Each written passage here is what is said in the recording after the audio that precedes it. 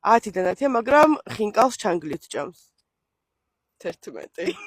რასაშვებით კარგო ხარ, რა ის 10-დან 10-ია და ხინკალს ჩანგლით ჭამს და 11 არა ყლე. 11 კი არა. ჩემი არ გავლახო, ვინ არის მოიყვანეთ, ვინ ჭამს ხინკალს ჩანგლით. ჩემთან ერთად სუფრაზე ვინმე, აი ნებისმიერმა ვინმე, ხინკალი შეჭამეთ ჩანგლით. ჩემი კარგი მოტყან თუ ის ჩანგალის არ ჭამთ.